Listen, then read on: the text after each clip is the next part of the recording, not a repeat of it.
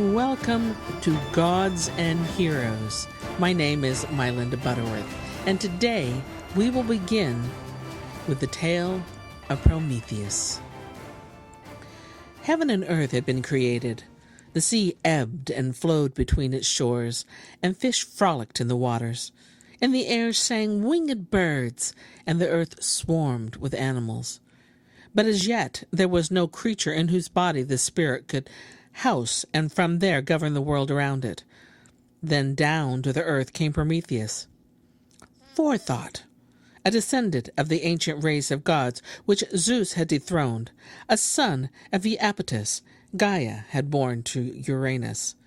Now Prometheus was crafty and nimble-witted. He knew that the seed of heaven lay sleeping on the earth, so he scooped up some clay, moistened it with water from a river, kneaded it this way and that, and shaped it to the image of the gods, the lords of the world. To give life to his earth-formed figure, he took both good and evil from the core of many animals and locked them in man's breast. He had a friend among the immortals, Athene, the goddess of wisdom, who marveled at what this son of the Titans had created, and she breathed the spirit, the divine breath, into his creature, which as yet was only half alive. In this way, the first men were made, and soon they filled the far reaches of the earth. But for a long time they did not know what to do with their noble limbs or the divine spirit which had been breathed into them. They saw, yet they did not see. They heard, yet they did not hear. Aimlessly they moved about like figures in a dream, and were ignorant of how to profit from creation.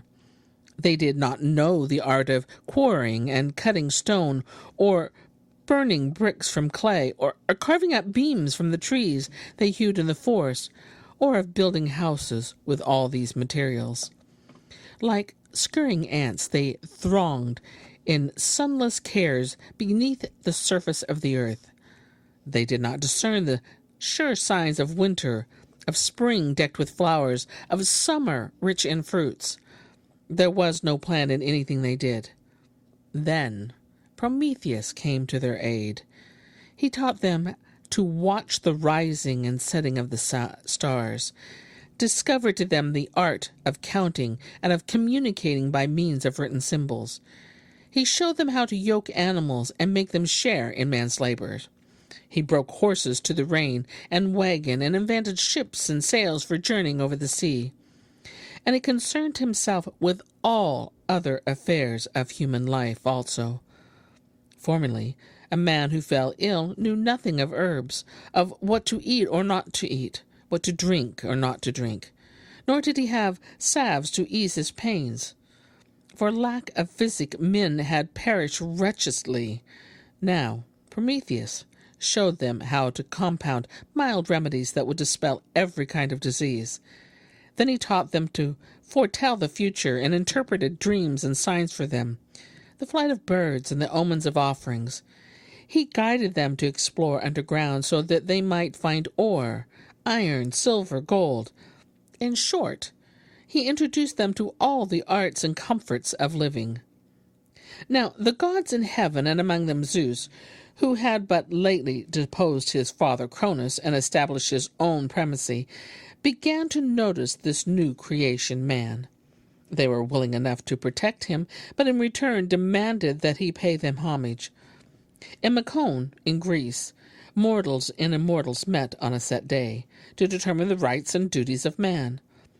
At this assembly, Prometheus appeared as man's counsel to see to it that the gods, in their capacity of protectors, did not impose too burdensome levies upon man. On this occasion, his cunning prompted him to trick the gods. In behalf of his creatures, he slaughtered a mighty bull and bade the immortals take whatever parts of it they pleased. Now when they had cut up the animal and made 2 heaps of the pieces, one side he put the flesh, the entrails, and the fat, covered these over with the hide, and placed the paunch on top of the one on the other. He put the bare bones, cleverly concealed in the suet of the victim. And this heap was bigger. All-knowing Zeus saw through the trickery and said, "Son of Iapetus, illustrious king, my very good friend, how unequally you have divided the portions." At this, Prometheus was sure that he had deceived him, smiled to himself, and answered, "Illustrious Zeus, you who are supreme among the immortal gods, take what your heart bids you choose." And Zeus was vexed and felt his anger swell within him, but he deliberately took the white suet in both his hands. When he had pried it apart and saw the picked bones, he pretended only then to have discovered the trick, and said sourly, "I know very well, my friend, O son of Iapetus, that you have not yet forgotten this art of deception." To punish Prometheus for his knavery, Zeus denied mortals the last thing they needed to perfect their civilization: fire. But the shrewd son of Iapetus improvised a way to provide even this lack. He broke a stalk of pithy fennel, approached the chariot of the sun as it spun through the heavens, and held the stalk to its blaze until it smoldered. With this tinder he descended to earth, and soon the first pile of brushwood was flaming to the sky. The pain pierced the soul of Zeus, the thunderer, when he saw fire riding among men and casting its radiance far and wide. To offset the advantages of fire, which could not be taken from men now that they had it, he instantly devised a new evil for them. He ordered Hephaestus, the fire god, famed for his skills, to fashion an image in the shape of a beautiful woman. Athene herself, who had grown envious of Prometheus and withdrawn her favor for him, clothed the image in a robe of shimmering white, placed over her face a flowing veil, which the girl held, parting it with her hands, garlanded her head with fresh flowers, and bound it with a fillet of gold. This was also the work of Hephaestus, who, to please his father, had wrought it with great art and adorned it exquisitely with the many-colored shapes of various animals. Hermes, the messenger of the gods, bestowed language on the lovely mischief, and Aphrodite tricked her with all possible charms. Thus, under the guise of something most desirable, Zeus had contrived a dazzling misfortune. He named the girl Pandora, which means she who has gifts from all, for each of the immortal gods had given her some baleful gift for man. Then he led the girl down to earth, where gods and mortals were walking about and taking their pleasure, and they were all filled with wonder at this incomparable creature, for never yet had man laid eyes on a woman. She, in the meantime, went up to Epimetheus, Afterthought, the brother of Prometheus, and less wily than he. In vain had Prometheus warned his brother never to accept a gift from the ruler of Olympus, lest men take harm from it, but to return it without delay. Epimetheus forgot this warning.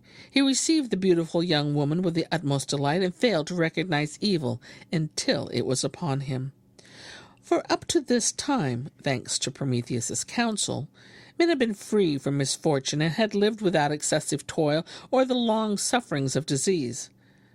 But this woman, bearing a gift in her hands, a large box tightly closed, hardly had she reached Epimetheus when she flung back its lid, and out fluttered a host of calamities that spread over the earth with the speed of lightning. Yet one single good thing lay hidden at the very bottom of the box: hope. But on the advice of the father of the gods, Pandora shut the lid before it could fly forth, and closed her box forever.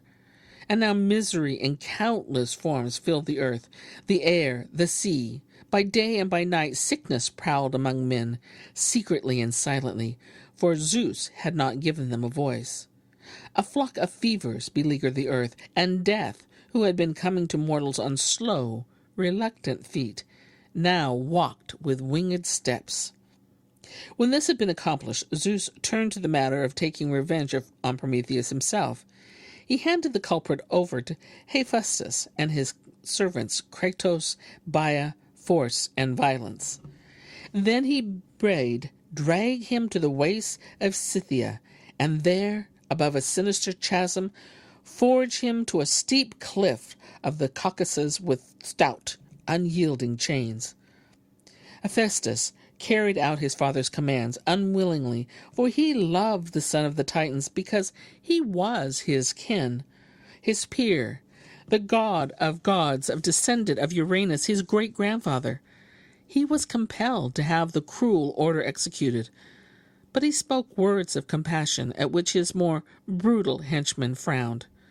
So Prometheus was forced to hang from the cliff, upright and sleepless, and never could he bend his tired knees.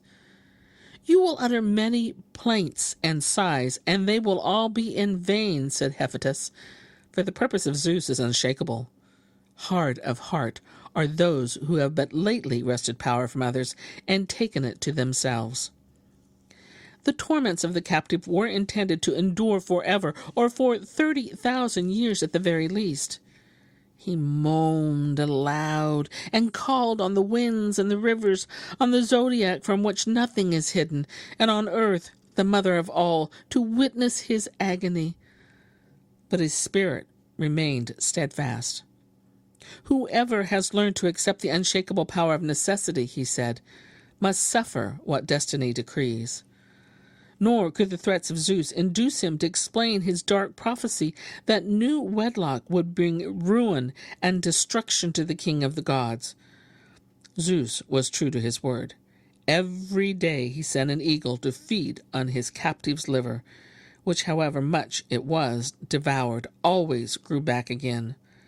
This torture was to last until one came who of his own free will would consent to suffer in Prometheus' stead.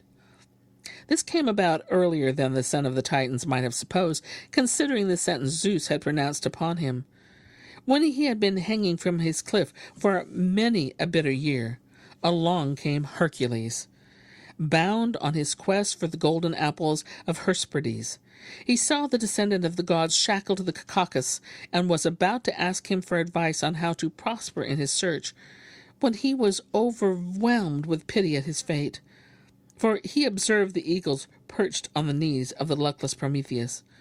Hercules laid his club and his lion's skin on the ground behind him, bent his bow, launched the arrow, and shot the cruel bird from the liver of its anguished host. Then he loosed the chains, delivered Prometheus, and led him away. But to satisfy the conditions stipulated by Zeus, he brought Charon the centaur as a substitute, for even though Charon had claimed to immortality, he offered to die in the Titan's stead. And to fulfill the judgment of Zeus, son of Cronus, in every point, Prometheus, who had been sentenced to the cliff for a far longer time, had always to wear an iron ring set with a chip from the stony wall of the Caucasus, so that Zeus could boast that his enemy was still forged to the mountain. And here is where I end my tale for today. But I'll be back tomorrow with more tales, my friends. Many more tales.